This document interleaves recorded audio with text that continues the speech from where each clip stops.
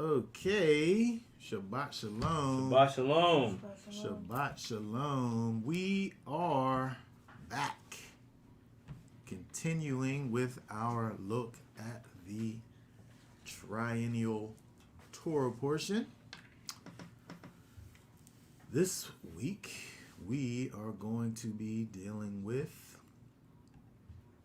Genesis chapter 40. Actually, we'll get into a chunk of chapter 41 as well. We're going to be looking at some of the major situations that take place over here in Genesis chapter 40 and Genesis chapter 41. And we are calling this Yosef and his dreams. Interestingly enough, the majority of the dreams that we see over here are dreams that were interpreted by Yosef, but we'll call them his dreams nonetheless. Okay, so we're going to go ahead and get right into it. Let me go ahead and pull up for us Genesis chapter. We'll just read chapter 40 for now. We'll read 40 in its entirety. And we'll go ahead and come back and look at it after. So let me go ahead and put this up on the screen for us here. And if you could go ahead and read that nice and loud. And it says, "And after these events it came to be that the cupbearer and the baker of the sovereign of Mitzrayim sinned against their master, the sovereign of Mitzrayim. And Pharaoh was wroth with his two officers, the chief cupbearer and the chief baker. So he put them in confinement in the house of the captain of the guard in the prison, the place where Yosef was a prisoner. And the captain of the guard put Yosef in charge of them, and he served them. So they were in confinement for some time. Then the cupbearer and the baker of the sovereign of Mitzrayim, who were confined in the prison, dreamed a dream, both of them, each man's dream in one night, and each man's dream with its own interpretation. And Yosef came in to them in the morning, and looked at them and saw that they were sad. And he asked Pharaoh's officers who were with him in confinement of his master's house, saying, Why do you look so sad today? And they said, We each have dreamed a dream, and there is no one to interpret it. And Yosef said to them, Do not interpretations belong to Elohim? Relate them to me, please. So the chief cupbearer related his dream to Yosef and said to him, See, in my dream, a vine was before me, and in the vine were 3 branches, and it was as though it budded, its blossoms shot forth, and its clusters brought forth ripe grapes. And Pharaoh's cup was in my hand, so I took the grapes and I pressed them into Pharaoh's cup, and placed the cup in Pharaoh's hand. And Yosef said to him, This is the interpretation of it. 3 branches are 3 days. Yet within 3 days Pharaoh is going to lift up your head and restore you to your place. And you shall put Pharaoh's cup in his hand according to the former ruling when you were his cupbearer. But remember me when it is well with you, and please show loving commitment to me, and mention me to Pharaoh, and get me out of this house. For truly I was stolen away from the land of the Hebrews, and also I have done naught that they should put me into the dungeon. And the chief baker saw that the interpretation was good. And he said to Yosef, I also was in my dream, and I saw 3 white baskets were on my head. And in the uppermost basket all kinds of baked goods for Pharaoh, and the birds ate them out of the basket on my head. And Yosef answered and said, This is the interpretation of it. The 3 baskets are 3 days. Yet within 3 days Pharaoh is going to lift off your head from you and hang you on a tree. And the birds shall eat your flesh from you. And on the third day, Pharaoh's birthday, it came to be that he made a feast for all his servants. And he lifted up to the head chief. And he lifted up the head to the chief, lifted up the head of the chief cupbearer and of the chief baker among his servants. And he restored the chief cupbearer to his post of cupbearer again. And he placed the cup in Pharaoh's hand. But he hanged the chief baker, as Yosef had interpreted to them. And the chief cupbearer did not remember Yosef, but forgot him.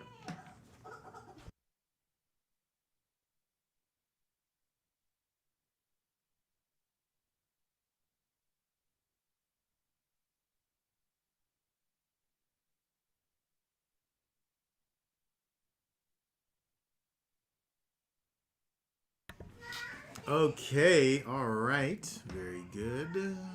Very good. Let's go back. Let's go back up here and look at this here. All right, so if we go back up and look at, there's a few things I wanted to look at over here in terms of what we see kind of pointed out for us in the text. First of all, when we look at the fact that Yosef, he's in prison, right? He's still there from before, whenever he was falsely accused of wronging his master's wife. And it's interesting, where he is, because he's in this prison, and these other two people who kind of are of a particular status, wind up, in the same place where he is, which is interesting to me because, he's not like, this is not like the people who steal, from the market. This isn't that prison, right? This isn't the prison where all of the petty thieves go, it seems. He's in prison, for sure, but he's in prison, with these officers, of Egypt. It's interesting when it talks about the chief cupbearer and the chief baker. I don't know if when we think about this individual, this cupbearer, if this is somebody who just goes around and just carries just regular cups, like if it's just not like when the Pharaoh desires a drink of water or some fine wine or something, or some delicious fruit juices, that he calls this guy up. Like all he does, like his job is like to carry a cup, which it kind of sounds like that, when you you hear his title, the cup bearer. But probably this guy, had some kind of, for lack of a better word, like religious purposes, right? Because they had like these,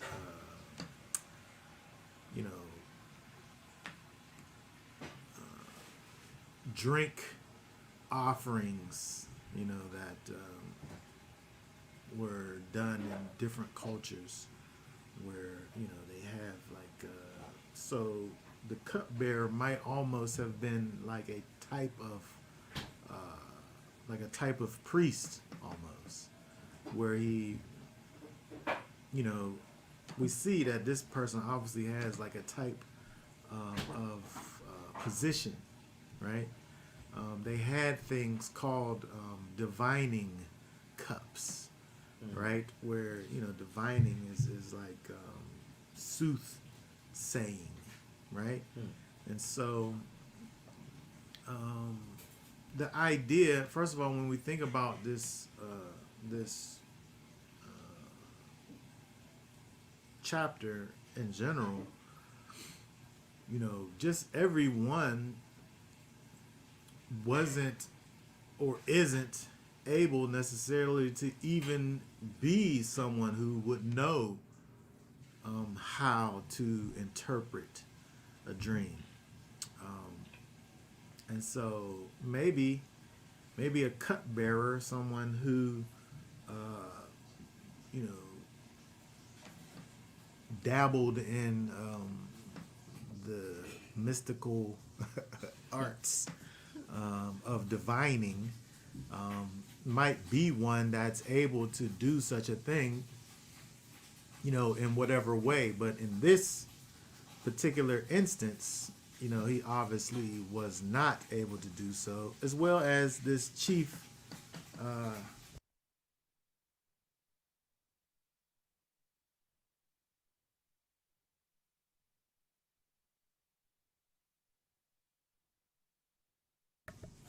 Also, this cup bearer, I mean, this chief baker, right?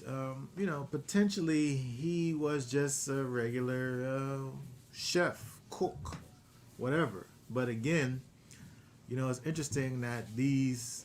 Here, let's look at this. Let's look at this word here, officers, right? All right. Let's see here. Let me pull up. Oh, sorry, not that.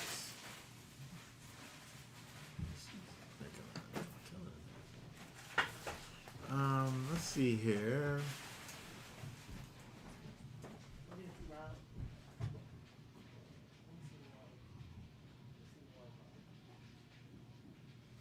We want to see what this word here is. Officers.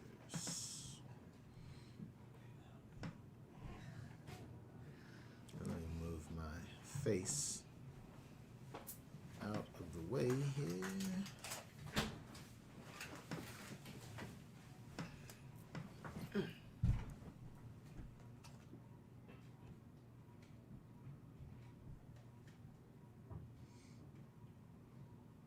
Oh, interesting. So this word here, saris,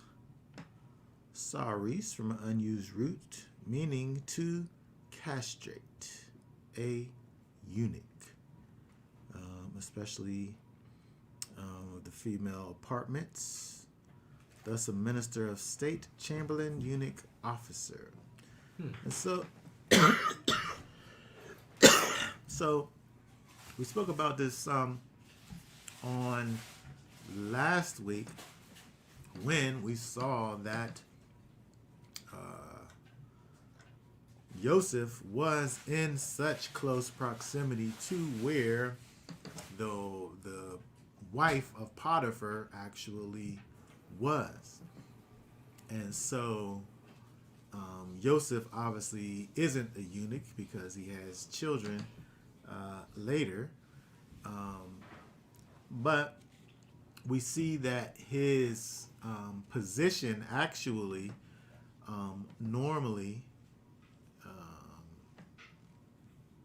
calls for those that are, in fact, eunuchs, right? And for whatever reason, they, well, I can't say for whatever reason. When you think about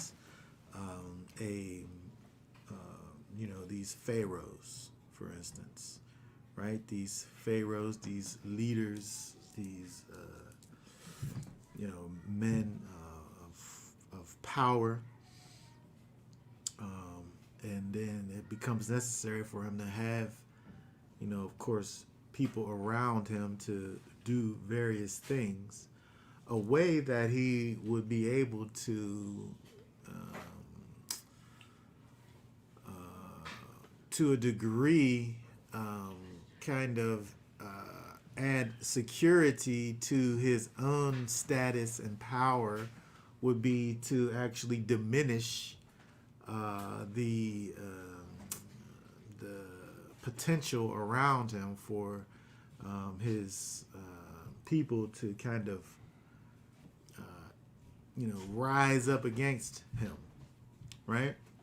And so it's interesting that the position of officer of these people who have charge in his household, who are in fact people of status, you also have this this castration connected with it. And so it's almost like he has these emasculated men kind of around him, so that, I don't know if it's so that, but it seems like it potentially could be so that he can kind of, stay where he is. Because when you think about these pharaohs, it wasn't like how we think about things where somebody is in power for a time and then someone else comes from somewhere and comes up and takes over. These were dynasties. These were things that happened inside of particular families, and the power structure kind of just passes down, right? So there's no need to have, I guess, there's no need to have these strong people around, because for what? All they could do is, I don't know, take your women and maybe try to kill you or something. But I just think that it's interesting, not saying all that just to say, I think that it's interesting just that we see kind of the population, as it were, of the particular prison that Yosef is in. He's there with, essentially dignitaries and such. Right? And so when we look down at verse number 4, I want us to look at this here, verse 4. Read verse 4 again for us here. 4 says, "And the captain of the guard put Yosef in charge of them, and he served them, so they were in confinement for some time." Okay, very good. It's interesting. It's interesting the words that are used here when we think about Yosef's position in relationship to these cupbearer and the baker. Here it says that he was in charge of them and he served them. He's in charge of them and he served him. First of all, let's look at this first, because this word's. Let's look at.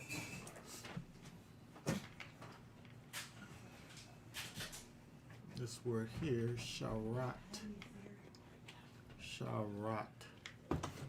To attend as menial or worshiper, to contribute to serve, servant, service, or to wait on. Now, it's interesting when you think about the idea of service, because the person that's in charge of you isn't typically the one who's waiting on you, right? Those two things are not usually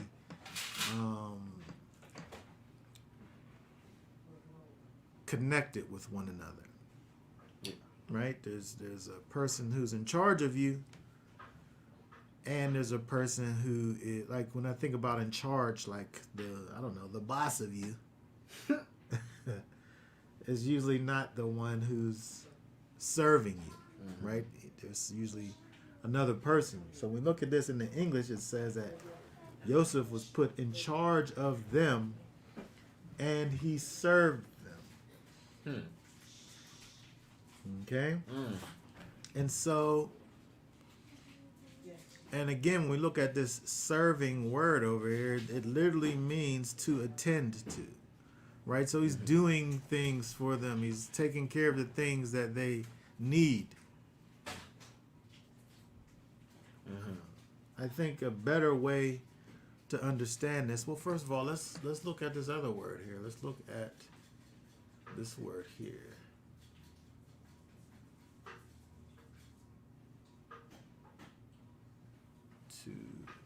That's so much. Oh, it's because it's covered up. Let's look at this word here. Pakad.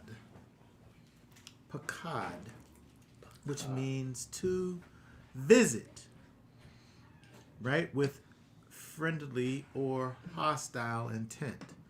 And so, if we were to think about this in terms of just the basic understanding of the word, now that's a whole other type of a situation now when we think about this, compared from the English to the Hebrew, right? Because if I'm visiting someone, it doesn't necessarily speak to my charge or authority or position over that person, right? It don't speak to that at all, this word here. And so when we think about this, let's look at some other things that we see over here with this word here, pakad.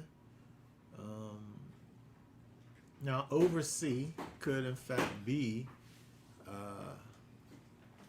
something that we see in terms of what this word means, because we know of those who use pakad as basically a title, right? Overseer, right? Pakad, the one who does oversee. But if we think about Yosef again here, he is not in charge of them necessarily, but he's in charge of taking care, I would say, of them. Right? He's the chief guy who's in charge of taking care of the needs of these two high profile prisoners here. Right? And so he oversaw that. Right? That's the thing that he oversaw. Right? He was appointed to the overseeing of these individuals here. And so, his purpose here was actually about the service of them, right? And so it's interesting that we think about, again, always thinking about Yosef and his connection to, or, the way in which he kind of gives us a picture of Messiah, right? Because Messiah, who, again, Yosef, who was this one who it was told to him through his dreams that he would have this particular status where he was higher than the sun and the moon and the stars. Right? This position where he was higher than his father and mother and brothers. Right? I think also we could look at that where it's kind of dual purpose, where he was over his whole family, where he also in the dream, because remember the dream was the sun and the moon and the stars, is giving you the picture of him being higher than everything. Yeah. But he comes down from off of his high horse and becomes a servant, the servant of servants. Right? We think about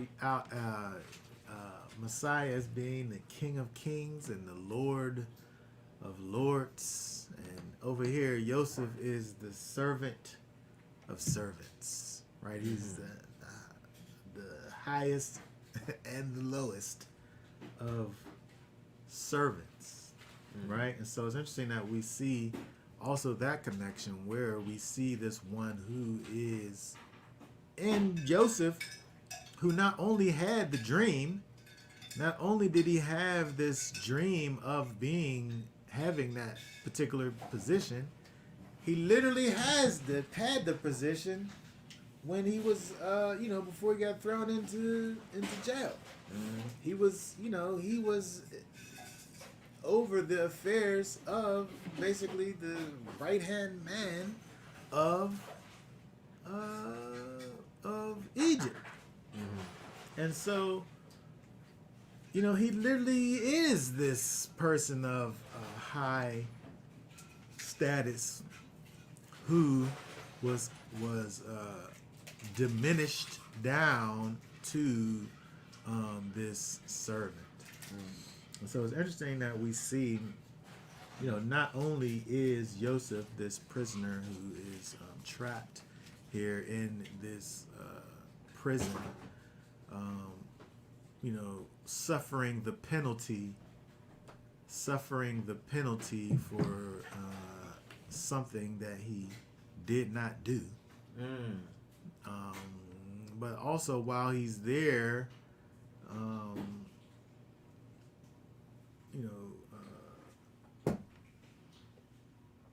taking the pacifying the wrath that belongs to someone else.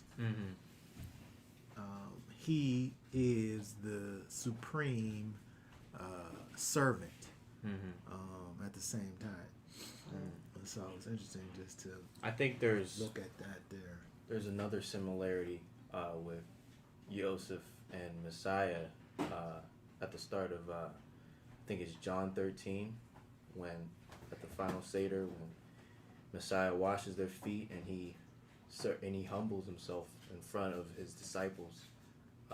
And I think there was a verse that said, I think it was John 13 and 16, I believe, that says, "Truly, truly, I say to you, a servant is not greater than his master, nor is an emissary greater than he who sent him." So it was like, that's a cool other similarity to them.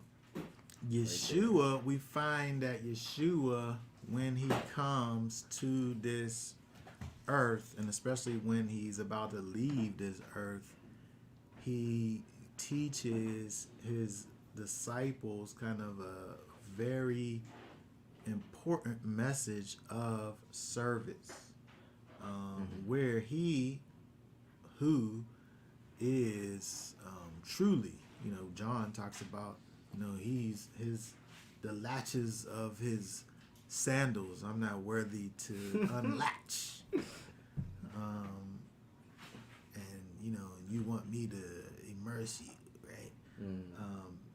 Messiah, who is the highest of highs, comes down and does that act to his disciples, teaching them and us about service, right?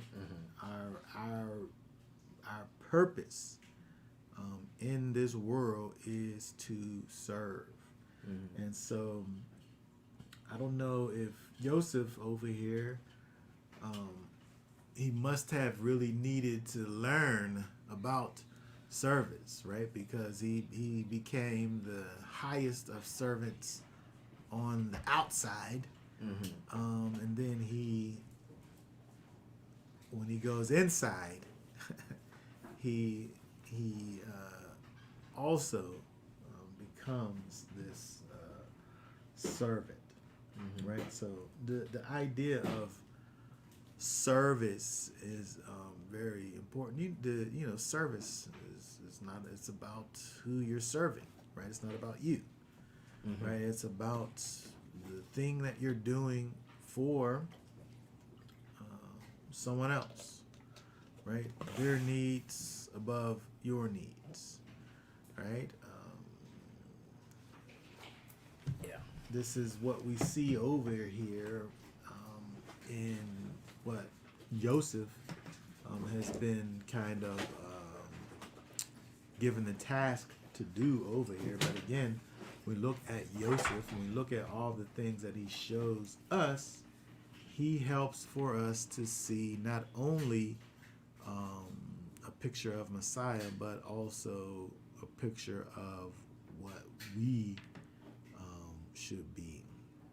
All right, so let's go down, let's drop down to let's see here, verse 7 and 8.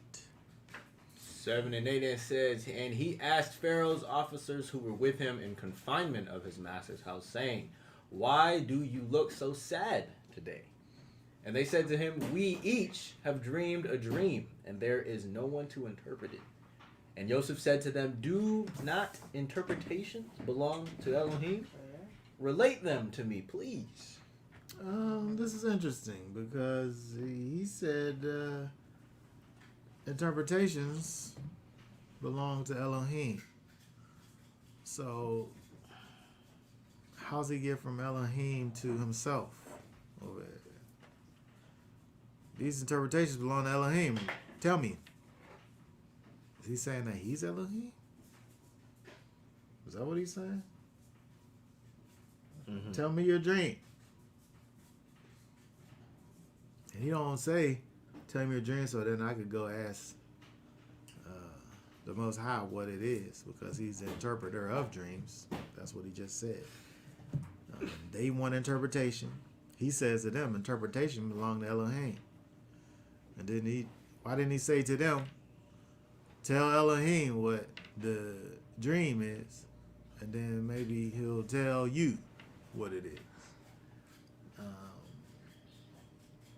He knows, he being Yosef, knows that he himself is connected to the Almighty.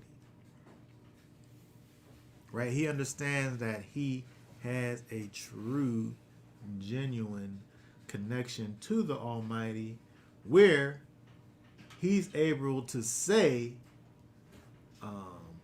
what it means, what the dream means. He's able to know what can in fact come from the Most High. Okay, so we then have to think about what does it take in order to actually be connected to the Almighty. Yosef, at this point in the game, understands that he is a representative of the Most High. He's able to speak on behalf of the Most High. Mm-hmm. He's able to be a representative of the Almighty.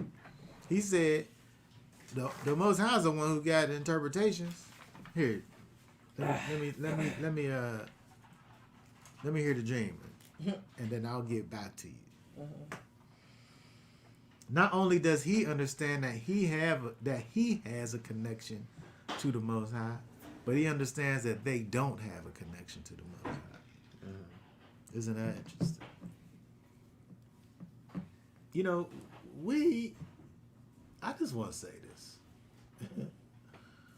I just want to say this because when we think about having a relationship with the Almighty, sometimes things become self-evident. We're able to know to a certain degree someone's connectedness, someone outside of our own selves, connectedness to the Almighty.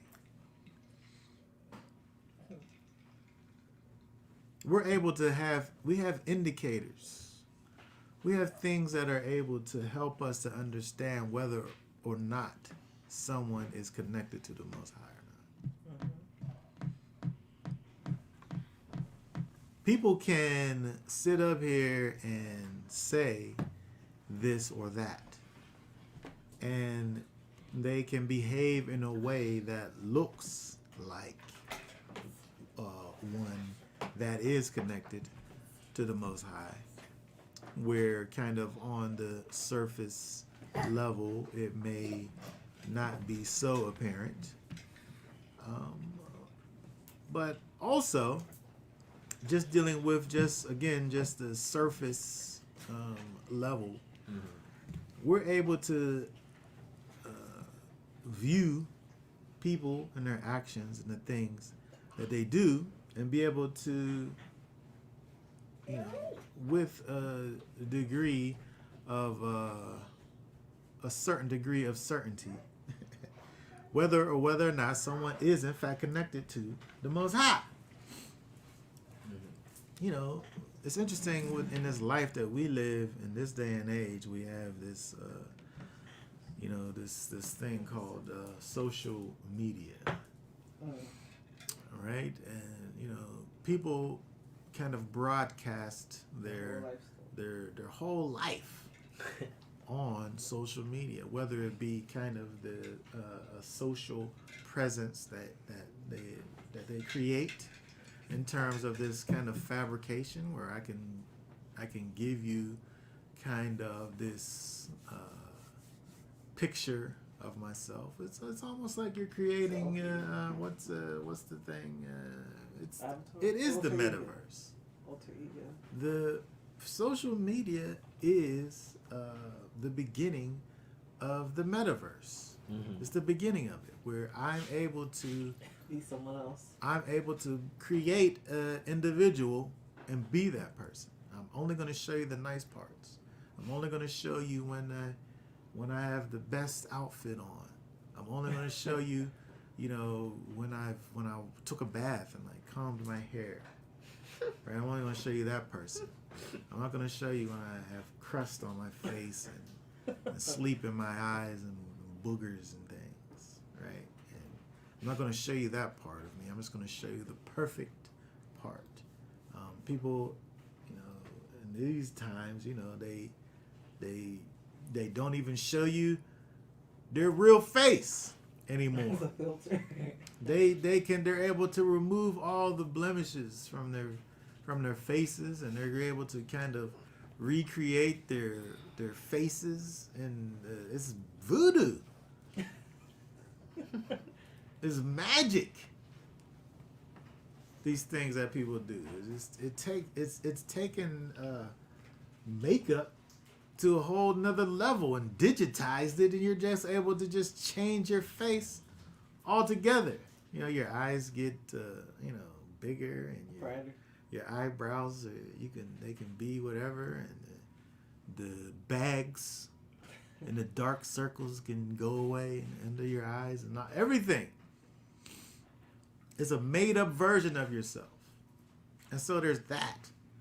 But then there just happens to be, though, that they just put everything on You'd be like, that's too much. It don't even matter. They put everything on there, unfiltered, just unadulterated, just everything.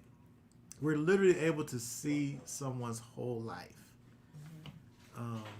I was present with someone when they was giving birth, because they did a Facebook Live of like their entire labor, and it was wow.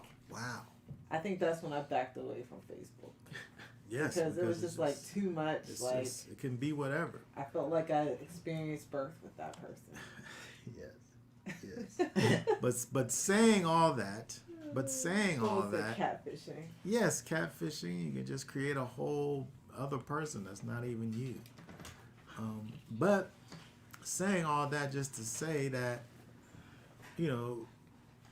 when you expose your whole situation, and just let everything be known about yourself, when you do that, I can look at your life and say, that's what you do? That's the things that you do? But you talk about these things over here. You talk about this. You talk about righteousness, and you talk about goodness, and you talk about, loving kindness, and all of the attributes that connect to the Most High. But then when I see your actual life, there's some debauchery and things sprinkled in there. Discrepancy. There's some definite discrepancies involved in your situation. There's things that you do that don't got nothing to do with the Most High. In fact, there's things that you propagate that is anti-Most High. And so there's things that you're able to ascertain when you observe others to know of their connectedness to the Most High. And so Yosef over here, he not only understands that he's connected to the Most High, but he also understands that they aren't connected. He didn't say, well, go back and just meditate on it a bit and come back and see. Yeah, just pray about it, right? He didn't leave it up to them to be able to determine, what their dreams were. He knew they wasn't, and he was connected to the Most High. What needed to happen in order to find that? Here, what's this one? Interpretation of dreams belong to the mighty ones, gods, Elohim.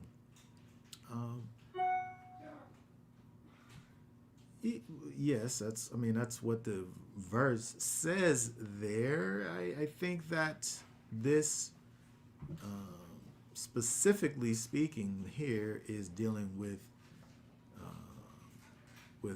Yahweh, with the Most High, with the Elohim of Elohim. And so, if we want to know, then, if we wanted to help other people to know how we were able to be connected to the Most High, we would go over to, let's go over to John really fast. John. I think people want to skip this step, though. You can't skip it. You can't skip it. They don't want to do this stuff. They want that insight and. It's interesting that that he allows them. He actually does allow them access. He allows them access to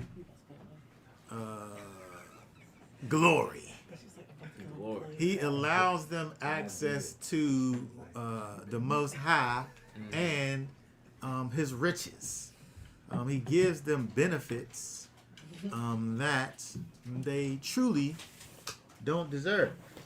But if we was to think about how, we're able to think about these things and gain kind of a spiritual understanding, significance of these dealings over here, we want to know how we're able to be connected to the Almighty, because he could have really just let them just there's nothing I can do. The interpretation of these dreams are just, they're not for you. If you don't know, it's not for you to know, right? But he says, well, I'll help you, but I think that it's understood that it was necessary to go through this one that was connected to gain that understanding.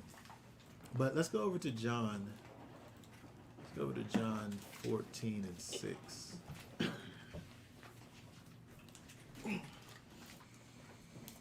What's that say right there? Verse 6. 6 says, Yeshua said to him, I am the way and the truth and the life. No one comes to the Father except through me.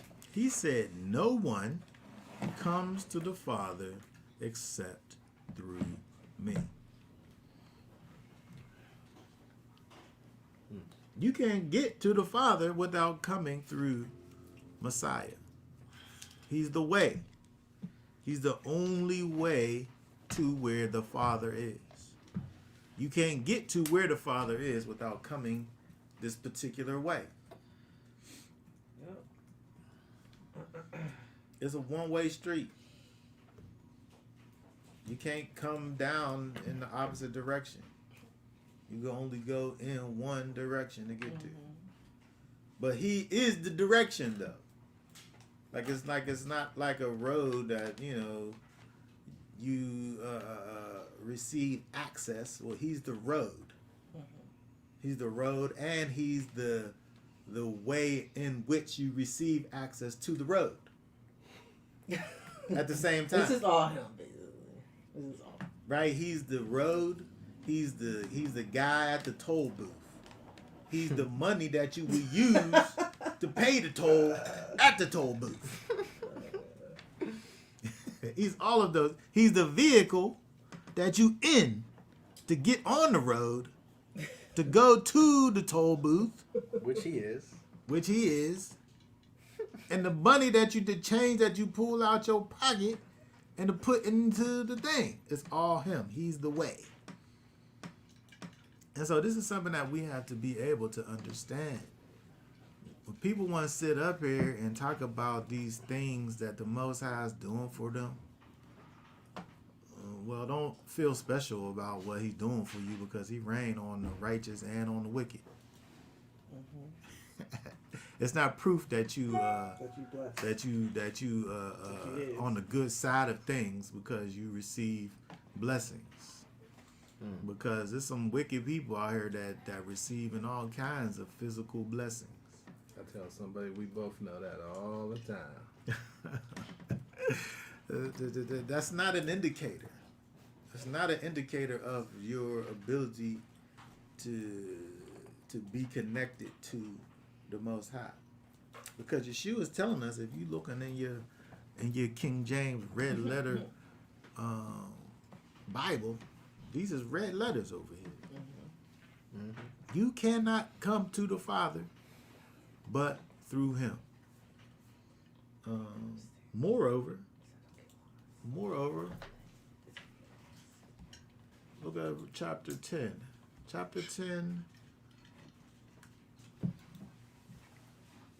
What does it say right here? Verse 1. Verse 1 says, "Truly, truly, I say to you, he who does not enter through the door into the sheepfold, but climbs up by another way, that one is a thief and a robber." 2. But he who... Hold on a second. Oh. Yeah, let's read down some. This is keep on going. That's the verse, man. It says, "But he who enters through the door is the shepherd of the sheep. Keep on going. The doorkeeper opens for him, and the sheep hear his voice. And he calls his own sheep by name and leads them out. Keep on going, yeah. And when he has brought out his own sheep, he goes before them. And the sheep follow him because they know his voice.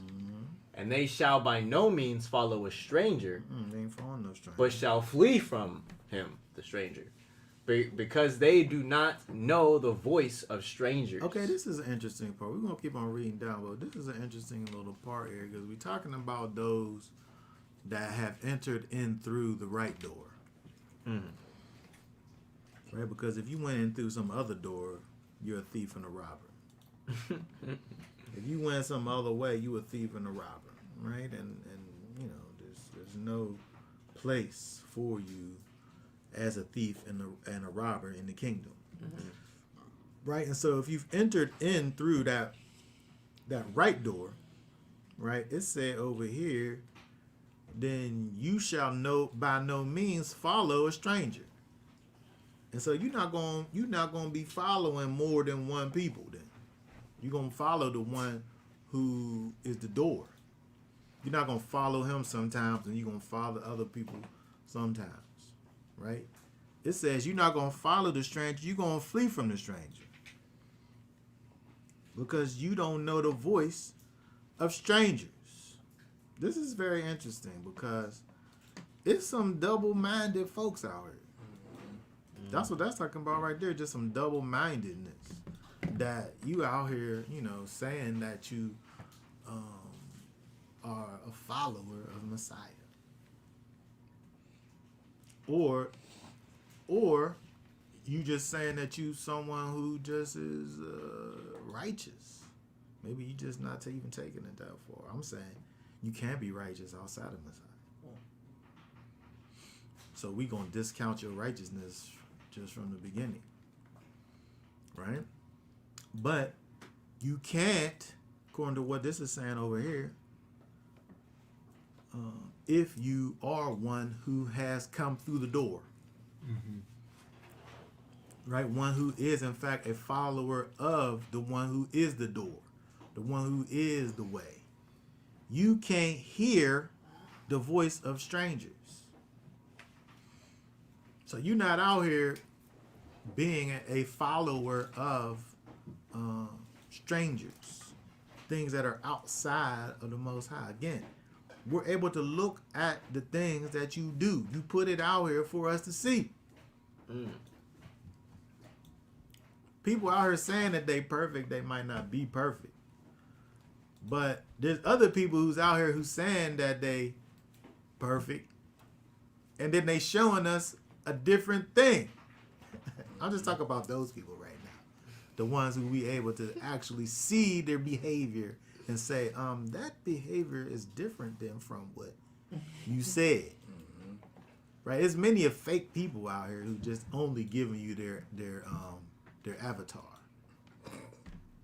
Right? There's dumb people, but I'm talking about the ones who just they need some PR people out here. They need a PR guy to let them know that the thing that they putting out in the world is not necessarily congruent with the things that you saying out of your mouth. Some of y'all people I need to start putting little hashtags up here, I think. Hashtag, here, let me put it in the comments over here. This is, What do you got?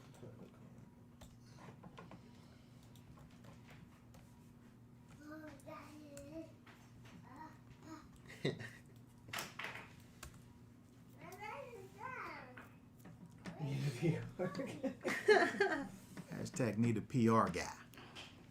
Because, the way that you live your life should be a direct, there should be a direct correlation between the things that you saying out of your mouth in terms of who you follow, who you with, and the things that you're out here doing. And there's things that you should be out here running from. It said you'll flee from the stranger. You can't even hear the stranger's voice, but you hear your master's voice. Right? Okay, read number 6 right there. Yeshua used this figure of speech, but they did not know what he had been saying to them. They were sleepy. Go ahead, keep on going. Yeshua therefore said to them again, "Truly, truly, I say to you, I am the door of the sheep. All who came before me are thieves and robbers, but the sheep did not hear them. I am the door.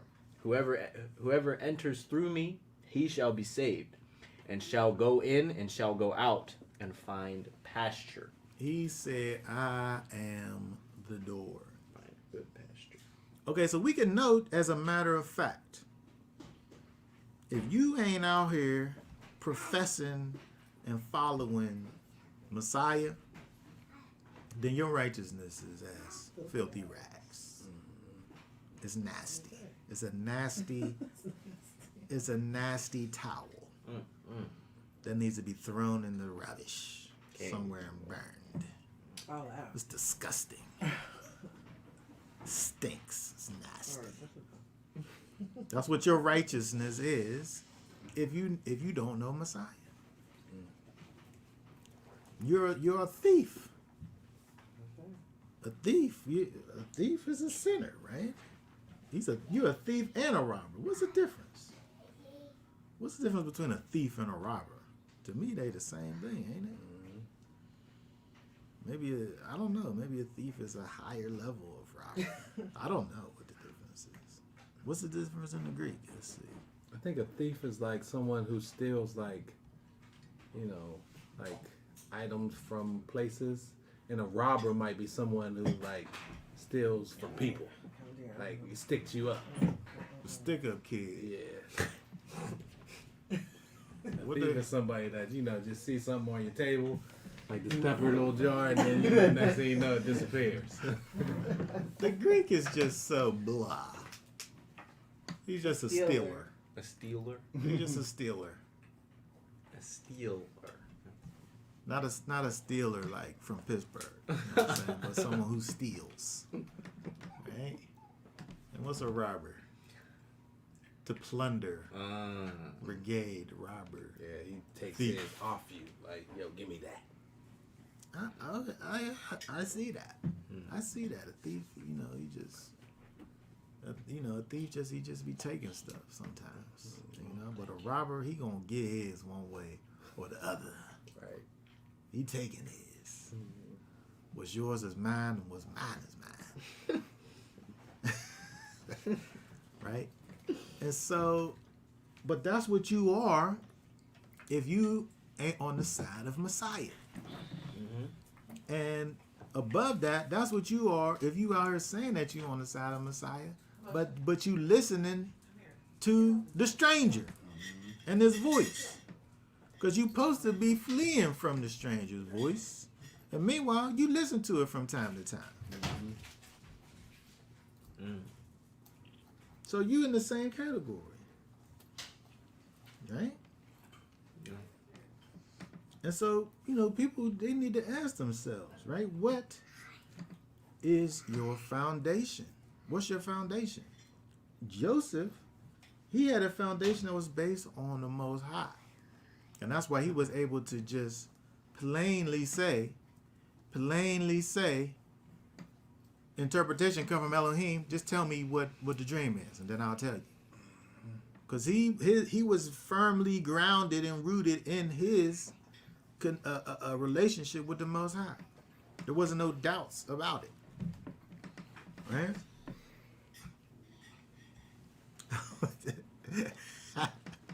Need a pure righteous guy. Very good. I like that. That's good. Okay, so let's go over to First Peter. We still talking about Yosef and his understanding of having a real connection to the Most High. But we got to know, and we got to let people know that the only way that they're going to be able to be connected is through Messiah. First Peter 2.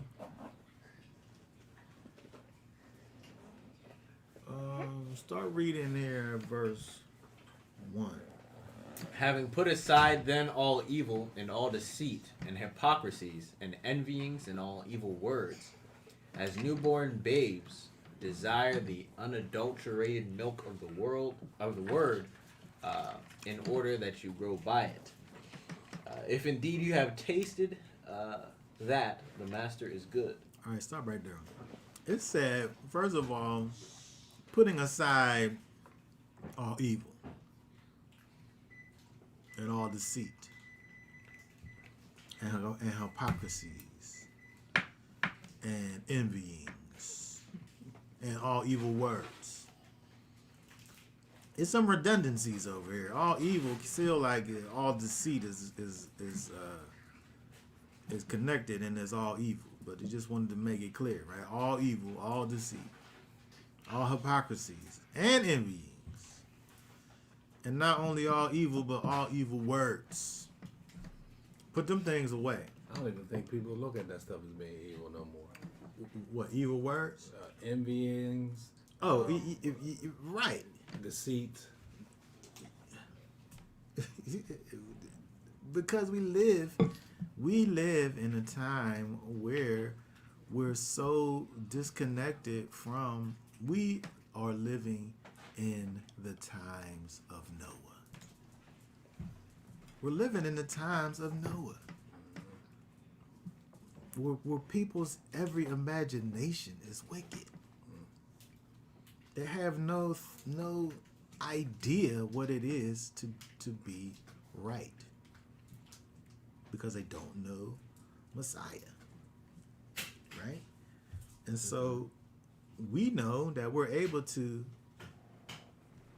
as having accepted Messiah, when we accept Messiah, we're also denying evil and deceit and hypocrisy and envyings and evil words. But I wanted to look at verse 2. As newborn babes, desire the unadulterated milk of the word in order that you may grow by it. When I see the way that babies want that milk, I understand this verse so much. Because it said over here, now this is hyperbole, right? As the newborn baby desires the milk of the word, right? So the way that a baby desires milk is how a newborn baby in Messiah, someone coming to Messiah and accepting Messiah, that same way is the way that they are supposed to desire the word. Now in the Greek here, this word to desire is to yearn. It's to yearn, to dote upon, to intensely crave possession, right? To desire greatly, to long after, to lust, right? This is what this means, to desire. When you think about, now this is Greek, in which this, that wasn't bad. Let's look over here. The word, kind of the Hebrew equivalent to this word over here, let's see, is 2:5.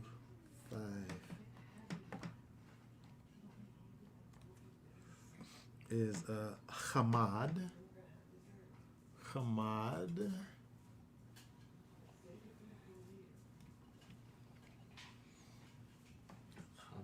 which is to take pleasure in, to delight in, something that is greatly beloved, pleasant, desire, lust, covet, desirable, to desire passionately. The verb can mean to desire intensely. Even in its simple stem, the 10th command prohibits desiring to the point of coveting, such as a neighbor's house, wife, and other assets. Right? So it's a strong desire for a thing. But in this scenario, we're talking about the way that the baby desires that milk. Like, he wants nothing but that milk. I remember, I've never seen anything like this. I remember my baby daughter, Africa. Which one? Africa. Africa had a desire for the unadulterated milk. Oh, yeah. Like, she didn't just want the milk. She wanted the unadulterated milk. She didn't want air to touch the milk. She didn't want any other thing to get mixed in with the milk. Not even oxygen.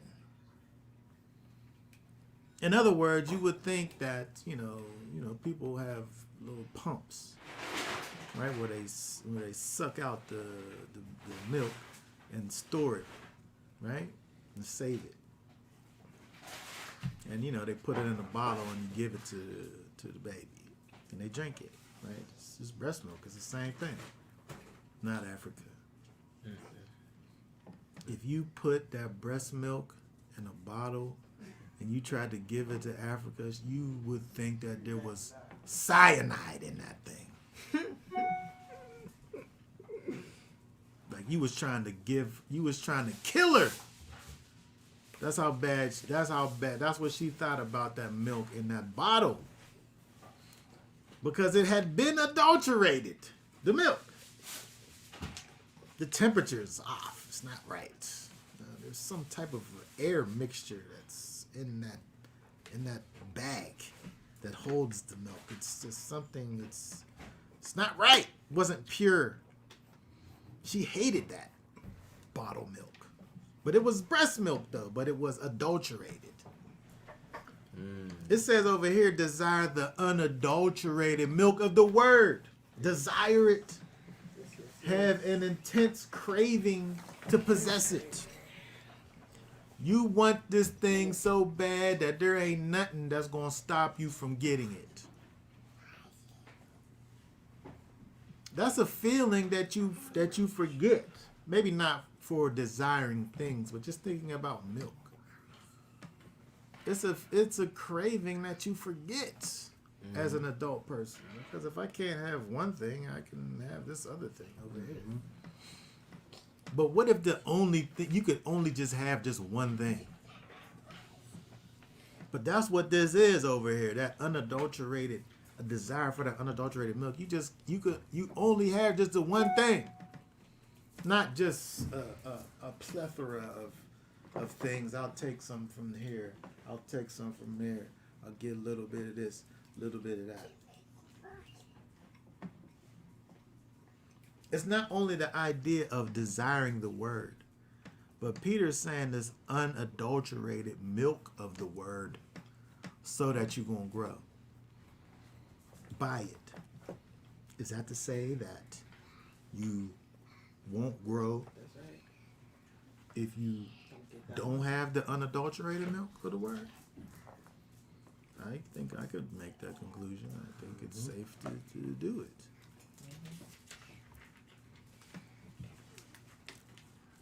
But it's not only the idea of getting that unadulterated milk of the word, but desiring it. I want that. That should be a desire for you. Now you only, and this is about hearing the voice of the door and the way, who's Messiah. You want to know what it is that the Most High said. You want to know what Messiah has said and what that means. The unadulterated milk of the word. So that you could grow. Again, it's not just about getting the milk, but it's about desiring the milk. I mean, if you just out here just taking or leaving the word, I could just take it or leave it. You know, if somebody got some word, whatever.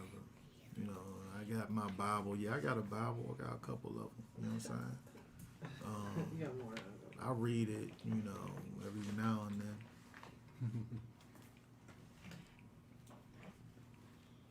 That's not having a desire for the milk, right? You could take it or leave. Oh, you got some milk? Oh, that's nice. Let me get some. That's different from, you got some milk? That's a whole other thing. Oh, you're offering me some? Yeah, I'll take it. Yeah, if you got something else, I'll take that too, but that's different. Seeking it. He said, seek you first the kingdom and his righteousness, and all other things will be added to you. We have to be on a pursuit for righteousness with blinders on. The baby heard the milk thing. I can't see nothing else but righteousness ahead of me. And that's where I'm going.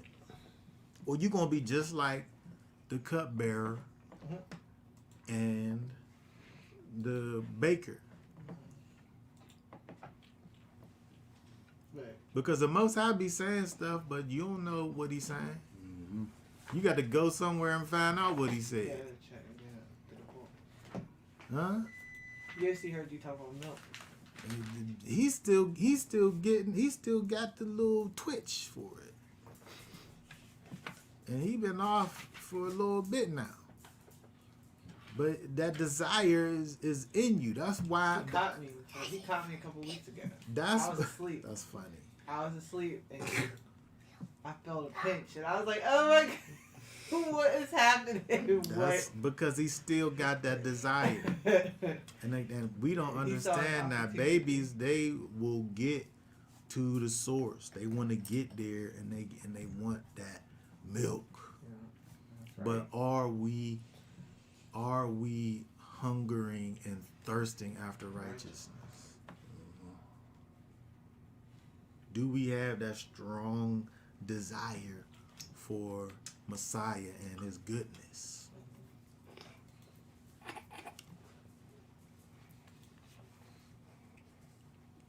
If we don't, we're gonna be in the dark. Like the thief and not like the thief and the robber, but the bread maker and the cupbearer. Cause the master's speaking, but we don't even know it. We don't know that the Most High is talking to us. He trying to talk to us, get our attention, but we can't hear it. Cause we not part of his sheep.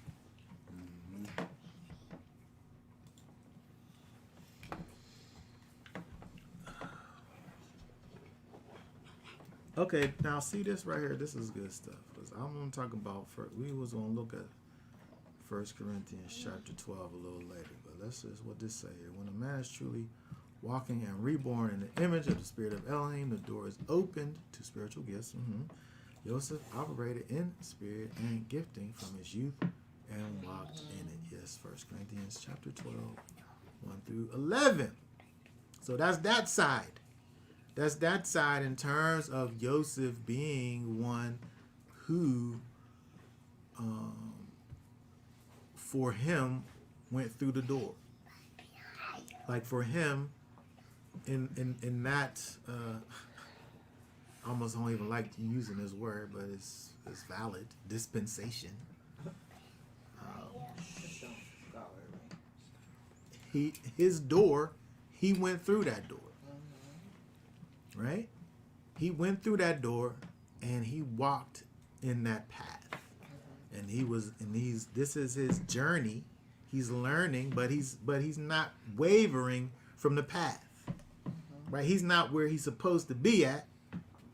You know, he hasn't been perfected, but he's being perfected. He's walking on the path. He's doing the things. He's going to the place, right?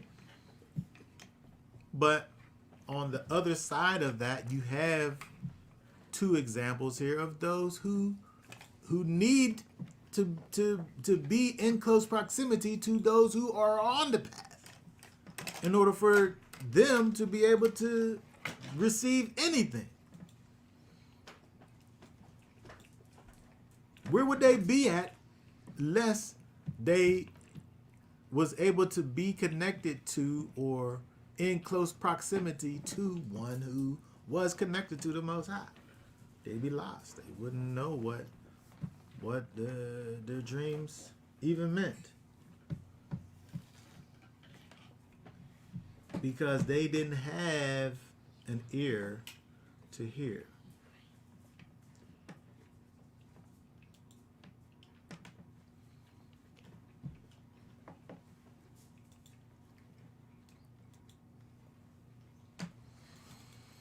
Okay, so let's go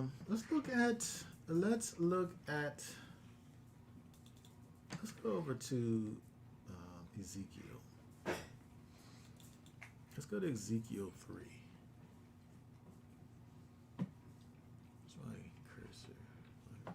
it goes. Let's look at, let's see here,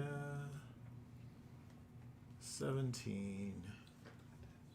Start at verse 17. 17 says, Son of man, I have made you a watchman for the house of Israel. And you shall hear a word from my mouth and shall warn them from me. When I say to the wrong, you shall certainly die. And you have not warned him, nor spoken to warn the wrong from his wrong way, to save his life. That same wrong man shall die in his crookedness, and his blood I require at your hand. 19. But if you have warned the wrong, and he does not turn from his wrong, nor from his wrong way, he shall die in his crookedness, and you have delivered your being. Okay, very interesting. When we look at this, the verse over here, something that we have to understand as it relates to our relationship with the Most High, as well as those that who are not connected to the Most High, but should be. This particular situation deals with somebody who's not connected, who can't hear from the Most High, who's on a direct path to death. And because you did not alert the person of the way and the door, that person's life was lost. And the blood of that person is on your hands. When we think about the idea of servitude, you know, that's what we are here for, is to serve men. And so if you ain't out here serving, then what you doing is allowing for people's blood to be on your hands. Because there's a way and a door for you to have shown them, and you never showed it to them. Mm-hmm. And they're gonna be lost in their crookedness. That door being revealed. And you never showed them the door. And so when we think about Yosef, he had an obligation. These people, they was living their lives. But he had an obligation to allow for the Most High's words to be revealed to them.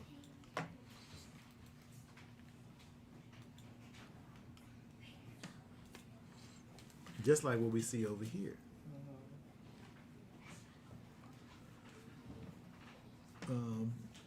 What's Leviticus 19 and 17? What's that say?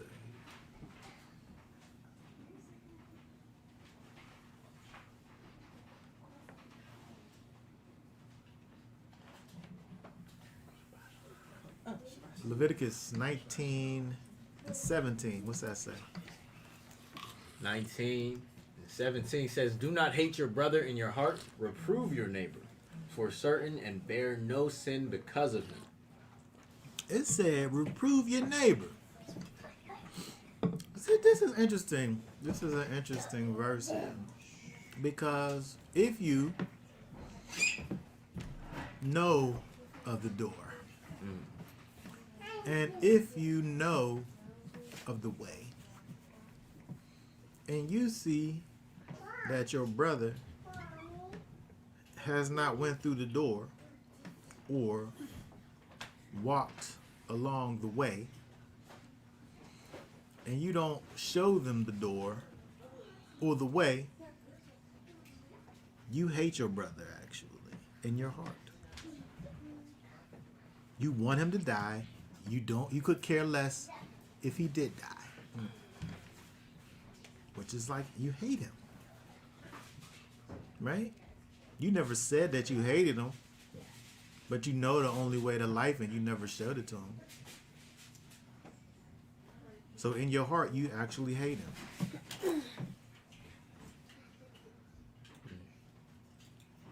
You know that your neighbor is going on the wrong path. and that they're following after strangers.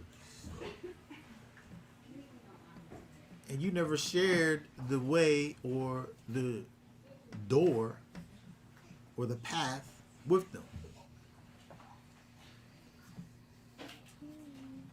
You hate them.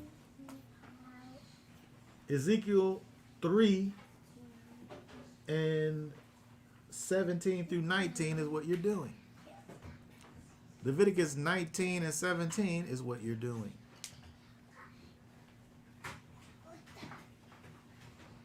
Hosea 4 and 6.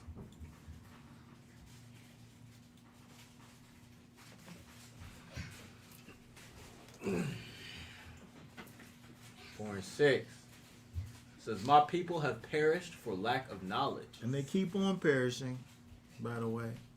Because They past tense, they perished a long ago, but they keep on doing it for the same purpose. because you have rejected my knowledge, I reject you from being priest for me. Since you have forgotten the Torah of your Elohim, I also forget your children. Okay, very good. So when we think about, it's interesting when you think about this over here, right? When you think about someone, it says here, I reject you from being priests for me. Somebody has to be a priest in order to be rejected from being a priest. You have a particular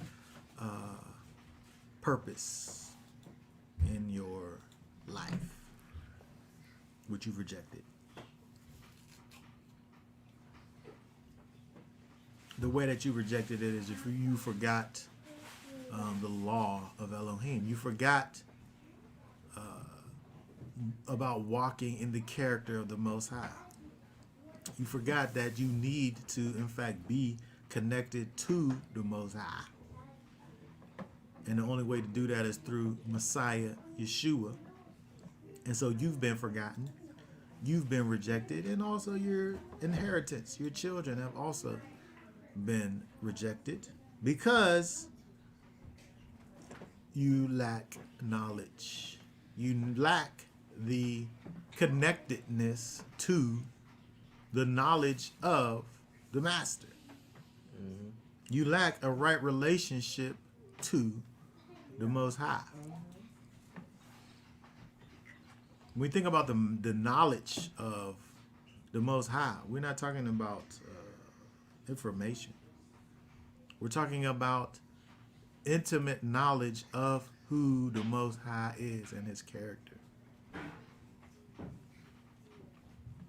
And we already looked at the fact that we aren't able to have that intimate knowledge of the Most High without Messiah, who is the walking and living character of the Most High that we need on the inside of us.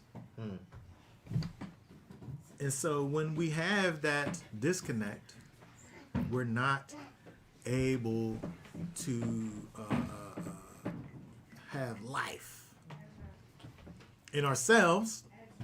And when we have that knowledge in ourselves, it causes us to propagate it. Because when we're not propagating it, we're actually operating in hate. Because we want people to die. We don't care if they die. We could care less. We have the answers. We won't give it to them. We hate them.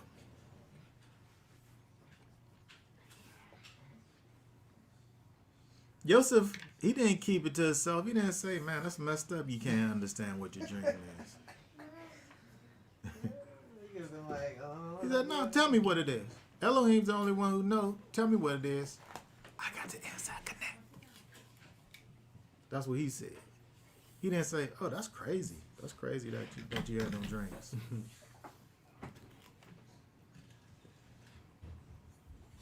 And then that just was it. He had the secret and he let it be known to them.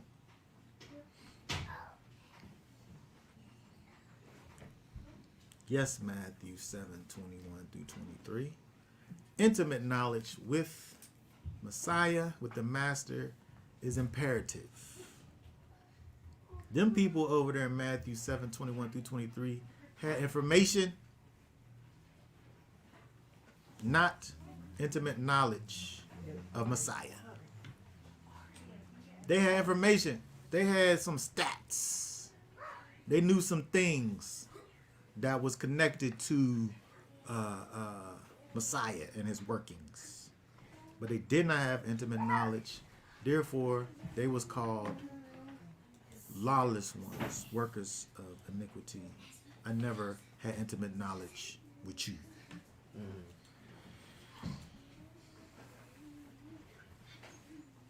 All right, let's look over here in Romans. We just talking about, I don't know if we're going to read the 42nd chapter. Let's look over here at, let's look over here in Romans.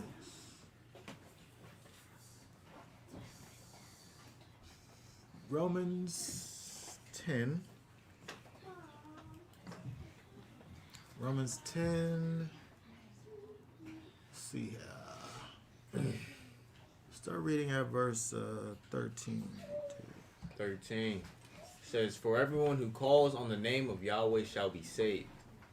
How then shall they call on him in whom they..." Hold on. Oh, Hold on. We'll start out. 13. Okay, go ahead. what's that say? On 14, I said, "How then shall they call on him in whom they have not believed? And how shall they believe in him of whom they have not heard? And how shall they hear without one proclaiming?" You got to, at some point, call on the name of Yahweh. What that mean? That don't mean you just supposed to say Yahweh and then you be saved. That's not what that means. This is dealing with the salvific powers that one needs to call upon, which only come through Yeshua. When we depend on what Yeshua HaMashiach has done for us to deliver us from a direct path to hellfire, that's when we are saved. But we can't believe in something that we never heard about. And the only way we hear about it is those who've experienced it proclaim it. And if you ain't proclaiming it, you actually hate the people who you're keeping it from. I got this ticket for and I got endless amount of, I got $1 billion ticket. And actually I'm able to take the ticket and copy it on a copy machine and just give it to people. And then they could have $1 billion too. All I gotta do is just copy the ticket and I could just give it away. And somebody gave it to me. Somebody just gave it to me. I didn't even pay for it. I just knew that this was a way for me to have, not to have to think about resources anymore. Let me get that. Let me get a copy. All right, as soon as I can just go right over it. But that's how it be though. Right? Somebody gave it to you. And then you get to give it to somebody else. But you make a copy of it. You don't give it away because you still get it, right? So you got this thing, this valuable thing that you able to duplicate and propagate.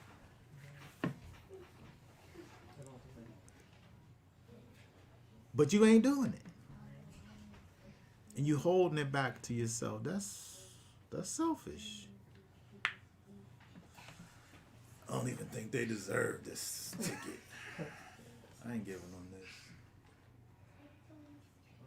keep it for myself.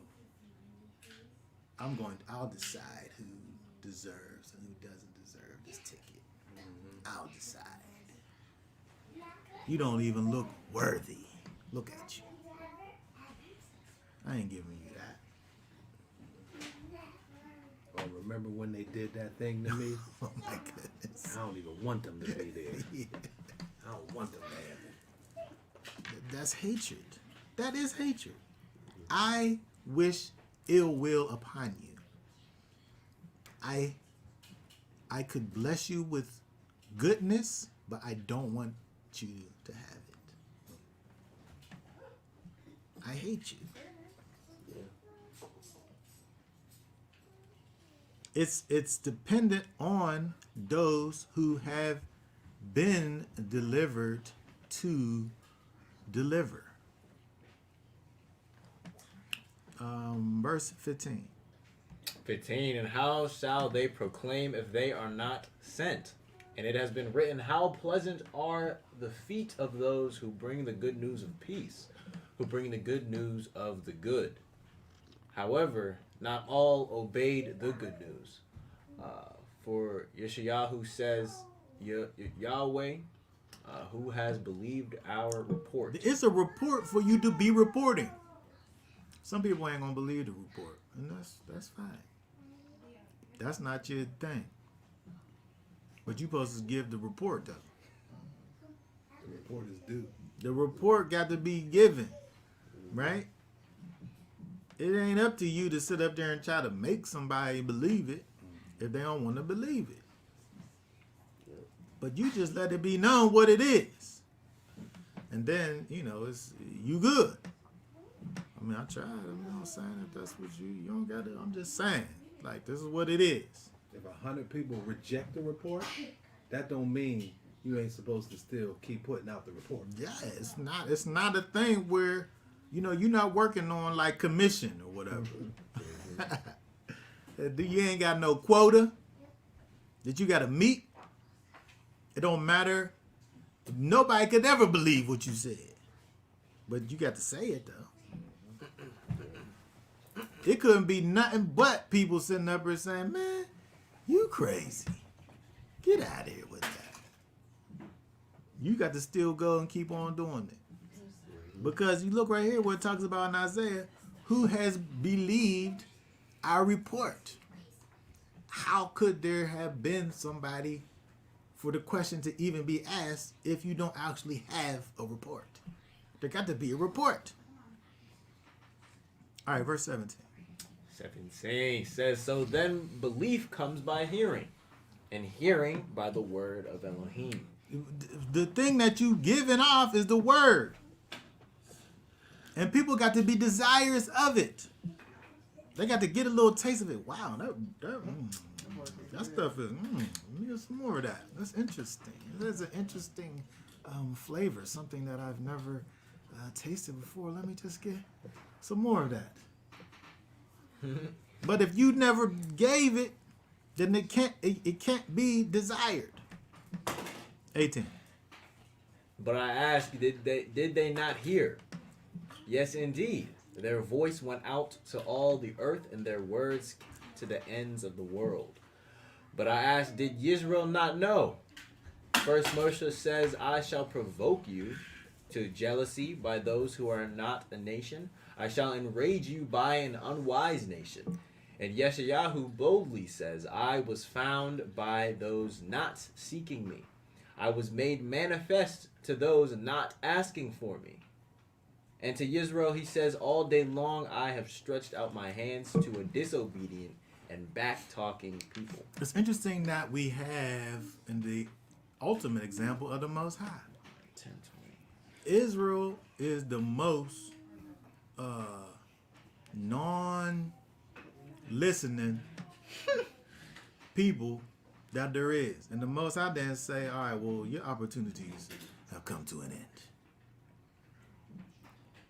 It said, all day long I have stretched out my hands to a disobedient and back-talking people. To this day. To this day I have done it. All day long. Never stop. You just keep on doing it. extending his hand to a disobedient and back talking people. And we want to sit up here and say, man, these people get on my nerves. I ain't telling nobody nothing. That's what Joseph could have said. He could have said, man, y'all some heathens. How could you ever have expected to know what it is that the Most High has to say to you? Maybe old Yosef, maybe young Yosef would have had that kind of a thought. But because of the fact that he has been humbled, we're able to see kind of the maturation of Yosef, where he's looking at these people, knowing that they heathens, knowing that they disconnected from the Most High, understanding that they have kind of this little spark of thing that's going on the inside of them, and that they're not going to be able to get an understanding of what's going on outside of what he has to bring to the table. And so therefore, he does his job then. And so how much more so do we not do the same thing? We can't sit up here and look at these people, these disobedient and back-talking people, and say, I done dealt with 10 people and I'm done with these people. They done ruined my whole outlook on things. When we look at the Most High, how he dealt with Israel over millennia, all day long. What that say? What that word mean right there?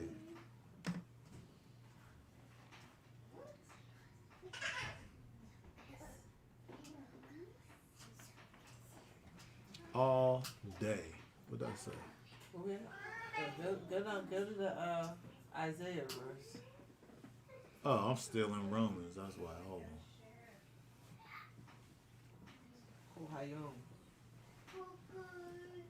Kohayom. All day.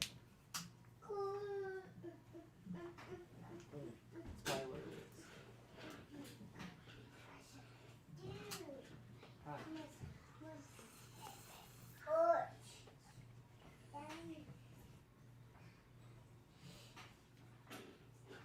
You couldn't click on the Isaiah 65:2 link? Oh, you know what? I probably could have did that. This says the whole, all, every, all. All day. Kohayom? Is that what it is? Whole. Where's the interlinear Day. problem? Yeah, that's what it say right there. Yom. All of the day. He keep on doing it. Yes. The Most High did it. He keep on doing it. Isaiah. Stretching out his hands. His yad. His hand. The hand of the Most High is Messiah. He keep on stretching out, sending out Messiah to Israel, to this rebellious people, which walk in a way that's not good after their own thoughts. There was never an end to his arm stretching. And so when we look at the Most High as the prime example, we look at Messiah, who walked around the earth, the place where he grew up at, he couldn't even perform miracles. Hold on. Messiah, there was something that Messiah wasn't able to do.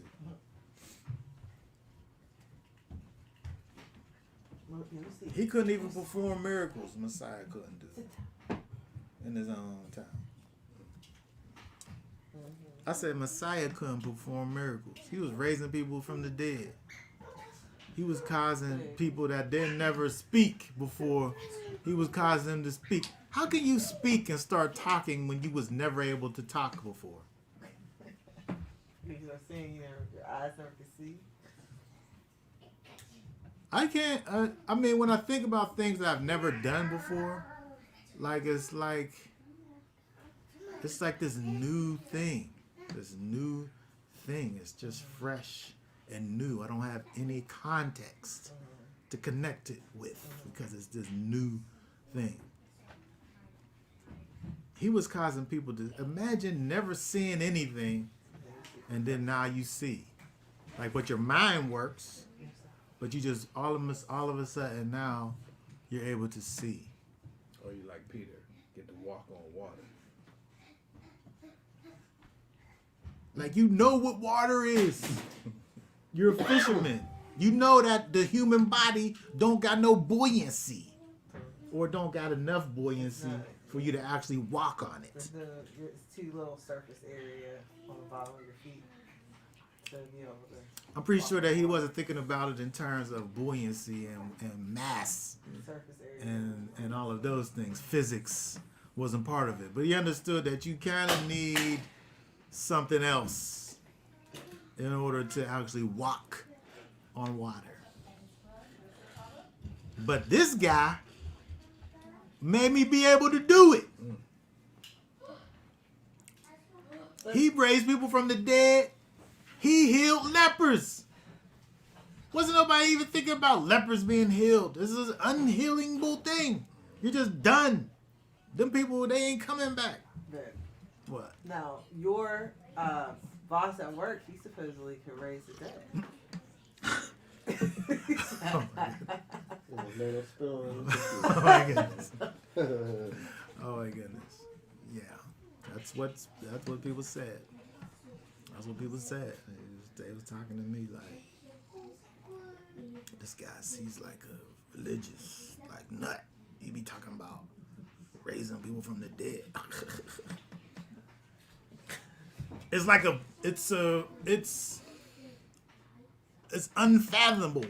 fathomable to think about the things that we associate with Messiah if we think about them kind of in the regular realm. You knew somebody who thought he was able to raise somebody from the dead. He tried. The family let him go over there. He was going to do it. But the thought process from a carnal standpoint is totally, we don't get that. But I'm saying that Messiah, when he went to his hometown, he couldn't do nothing over there. So why wasn't he just like, man, I'm done with this. I'm done messing with these people. Well, he kind of did. He didn't go back to that town. but he didn't stop. He didn't stop his work though. Like, he kept on going.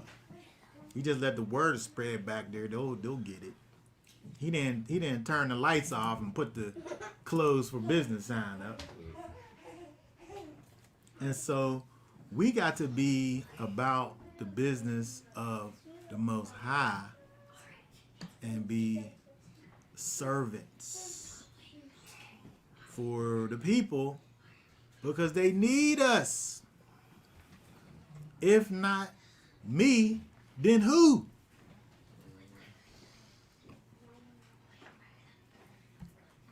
What to say? Given full understanding of seeing, walking, speaking immediately. It was always in them, just waiting for the one to unlock the stronghold. Mm-hmm. Exactly. And so when we think about, now let's go back to thinking about, let's go back to thinking about 1 Corinthians chapter 12. Because when we think about us as the body of Messiah, and we think about the fact that those in the body of Messiah, there's certain things that we are responsible for. And what we have to understand is that, here, let's just go over there and read some of this here. Because when we look at Yosef, he understood what his role was. And so when these people come around talking about, I had this dream, what do it mean? Inside his self of selves, he's like, that's just right up my alley. You speaking the language that I know all about. Dreams. That's my thing. Mm-hmm. Let's go over to 1 Corinthians. Mm. Chapter.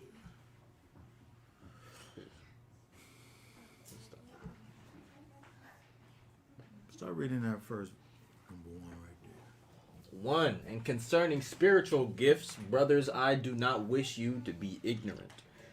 You know that you were nations, led away to the dumb idols, even as you might be led.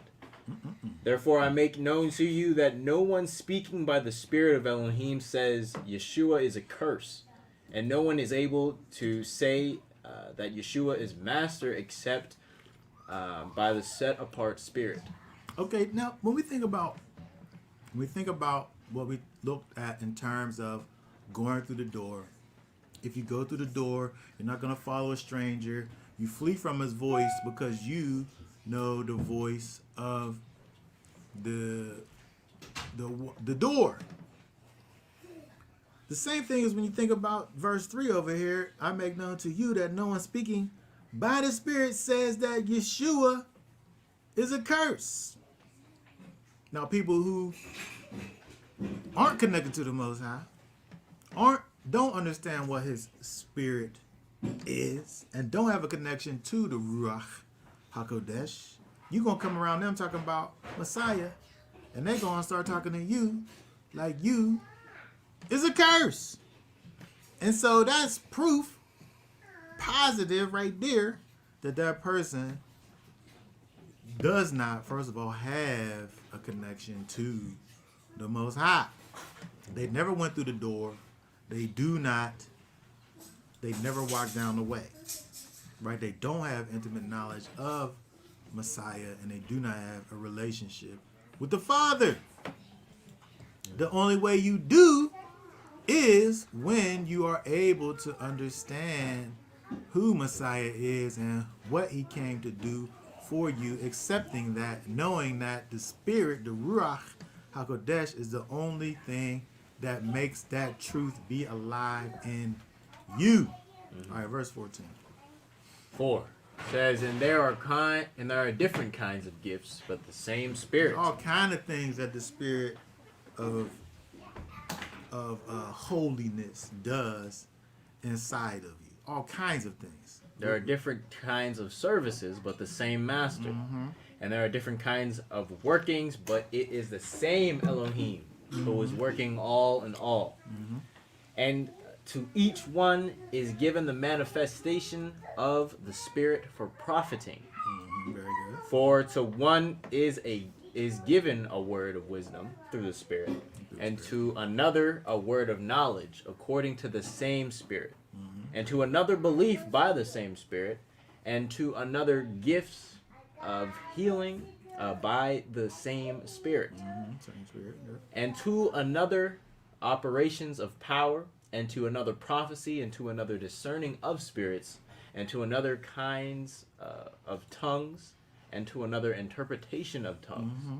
But one and the same Spirit works all of these, distributing to each one individually as he intends. Okay, so there's all these different things, and it's not for one person to have all of these things.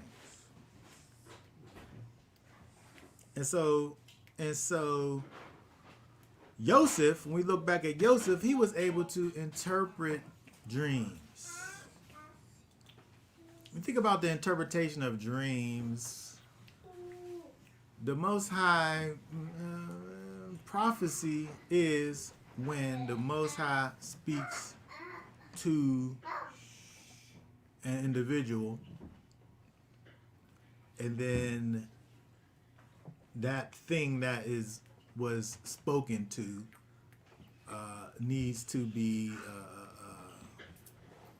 understood, interpreted. And so we can see prophecy in terms of dreams. We could have it in terms of, words, languages, right? But there has to be like an interpretation of it.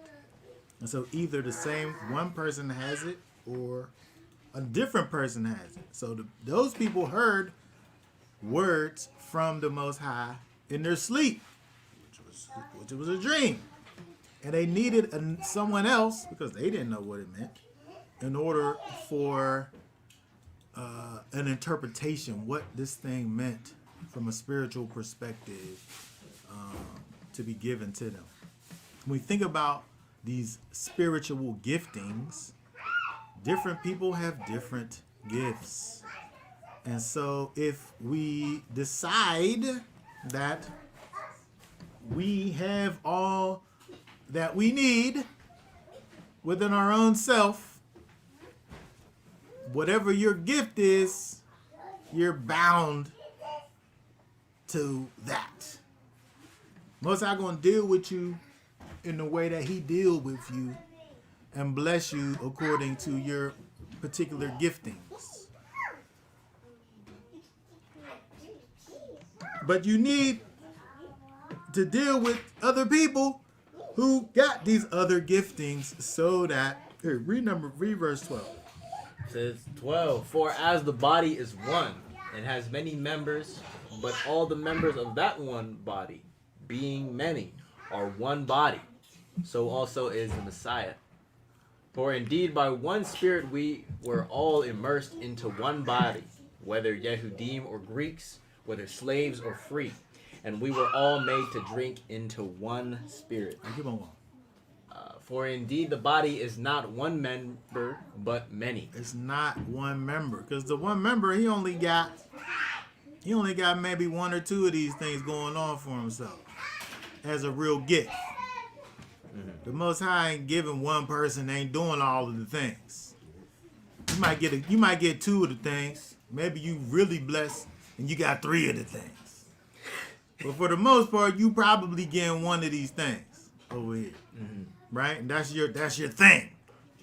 Mm-hmm. 15. Go ahead. It says, if the foot says, because I am not a hand, I do not belong to the body, does it therefore not belong to the body? People sit up here and not understand that the body of Messiah is in fact a body, and it works like a body. A body is a whole body. Like it got arms and hands and fingers and eyes and noses and feet and systems. Like you can have a whole body, but your body systems is messed up. Like your whole body gotta function together in order for you to be able to actually function. Think about I never broke my toe before, but I stubbed it a couple times really bad. And so in those moments when my toe is hurting, this is a wrap. until that thing go away. Until the pain stops. You limping, the whole body limping. Yeah, your whole body is messed up. You're like paralyzed. That's it. Or like a wake up in the middle of the night, you got a cramp in your calf. It don't even be for me. It's like my toes sometimes. Like my whole foot just kind of get like, and I got to I can't. It's like I can't stretch it. I can't tighten it. It's like it's no perfect place for it to be. Like, and it just my whole situation is messed up. Your tooth, man. Your tooth. A tooth. Well, I That's mean, the smallest piece of it your could body. be, just that little bit. It's your whole everything is just done. But we talking about a body though. And so when we think about the body of Messiah, Paul is giving us this thought process for us to understand that we need the other parts so that we can function. But we now, because of technology, because of we got all access to all of these things, I don't need nobody. That's a lie from the pit of hell. Yeah. Because the apostle is telling us that we need one another. You are only. Let me give you. This is a gem right here. This is some wisdom. Hold on. Let me get something for this. Let me give you this right here. This right here. This is a direct to con exclusive. This right here is an exclusive. You can only do what you can do. That's the only thing that you can do. You can't do what you can't do. That's a fact. Know that. And so the Most High's giving you actually something to do. First of all, you need to find out what that something is, first of all. But you can't do the other things because he don't even want you to do it. He didn't even give you the strength, power, and ability to do it. He wants you to do the thing that he wants for you to do. It's for somebody else to do the other thing. But if all you is 1 foot out here, guess what you gonna do? You hopping in a circle. You got no balance. You can't even stand on 1 foot. For that long. All you is out here is just a mouth. That's all you is. Can't see nothing. You can't hear a thing. You could talk though. Talk up a storm. Preach, preacher. Go ahead, read 16 right there. 16 says, and if the ear says, because I am not an eye, I do not belong to the body, does it therefore not belong to the body? No, it do belong. If all the body was an eye, where would be the hearing? Ain't none. If all hearing, where would be the smelling? Ain't none. But now Elohim has set the members, each one of them, in the body, even as he pleased. And if they all had been one member, where would the body be? If there wasn't none but eyes, where would the body be?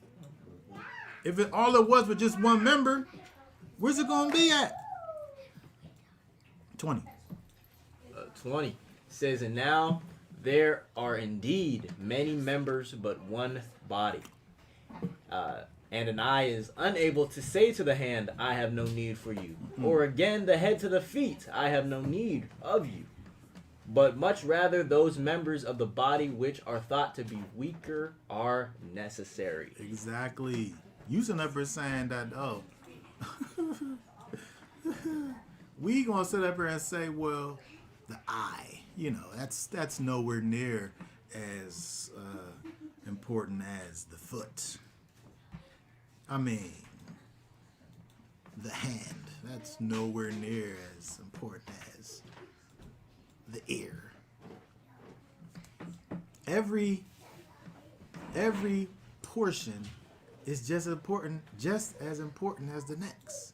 Somebody gonna sit up here and say, well, your little pinky toe is just your little pinky toe. Until something happened to your pinky toe.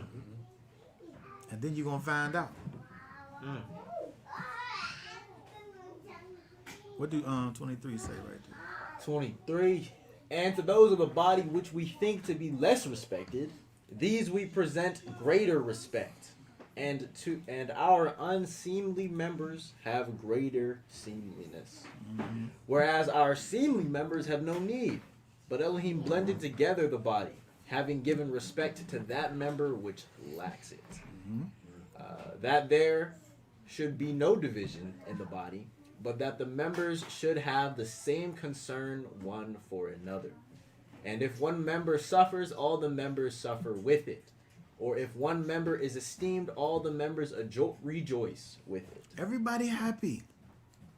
Everybody's happy about the other members come up. There ain't no hatred involved. If I come up, you come up. You rejoice. If you are suffering, I need to be trying to figure out how I can deal with your suffering. Not like, man, that's messed up. That's messed up. You suffering. Good luck with that. Anyway, What? No, he said that to me before. Too. No, I didn't. Yes, you did. You said I don't know what to say about that. I No, don't he's- know. he's You just- I don't know what to tell you. he's just a about that. child. That's what he said. That's a you problem. And Oh, me, that's where Jay will get it from. Yeah, from you. he said, the Jacob said that's a you problem. Oh, my goodness. These children. When I was a child, I thought of it as a child. Okay, keep on going, child. 77. It says 27, and you are a body of Messiah and members individually. And Elohim has appointed these in the assembly.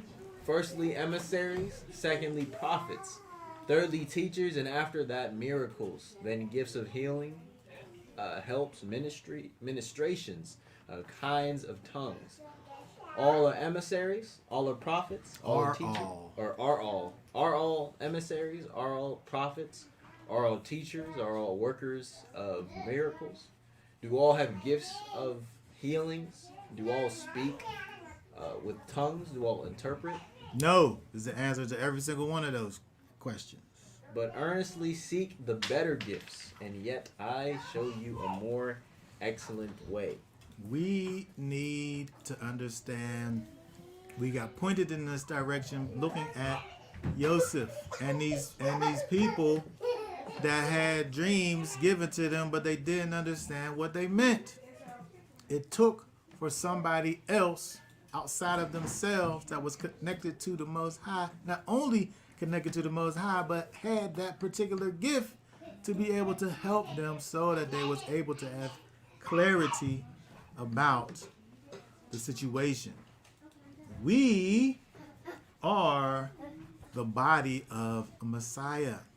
He has given us all these different things that we are able to function in. Our gifts. You, whatever your gift is, do that thing. But don't sit up here and think like your thing is the most important thing. It's just another part of the body. The people need what you got just as much as you need what the people got. And this is something that we need as a nation to be able to understand. We can't sit up here and think like, we good with our little situation. I don't got to deal with these other people. I could just deal with my own little whatever. Meanwhile, all you got is a couple little things. I said a couple little things. I'm saying that. You just got a couple little things over here, but there's other things over here that you ain't got, that you need. And you shouldn't think that you don't need them, because you do. And it's important for us as a body of Messiah to, in fact, understand that. What was you going to say? I just want to say that, I literally, this whole message was, it was on my mind this morning, because I was thinking about that in terms of ministry work, where you have different ministries able to work together for the building up of the body of Messiah. That there's ministries that might be and have the, gifting of works, like, charity. Yeah. There's teaching ministries, there's, prophetic ministries,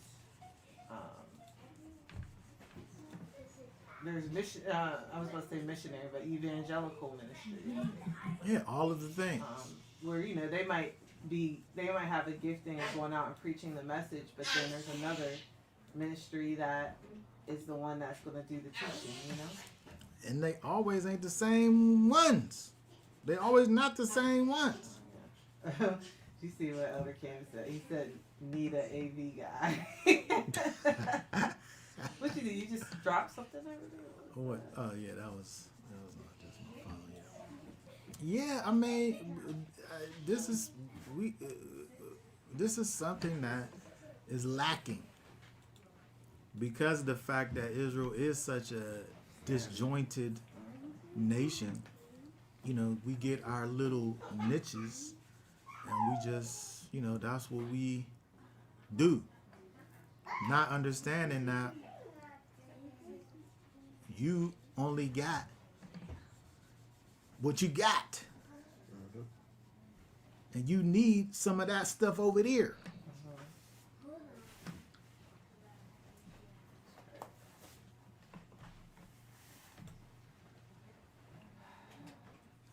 And it's pride. It's pride that says, I'm good.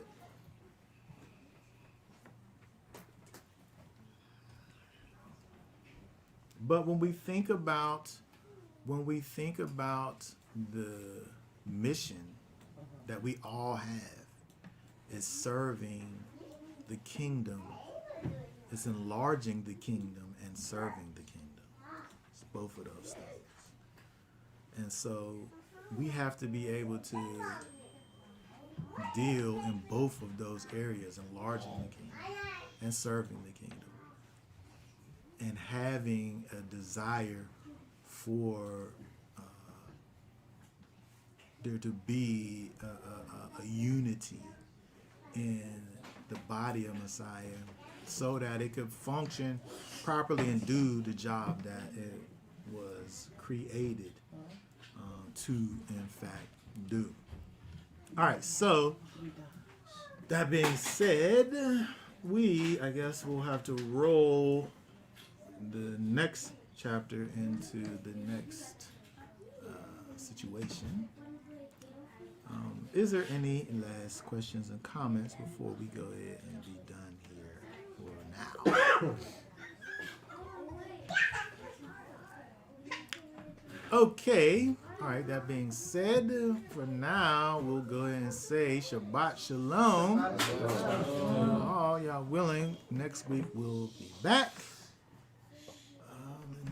And ask everybody to continue to enjoy the rest of your Shabbat. Shabbat Shalom. Shabbat Shalom. Baptism.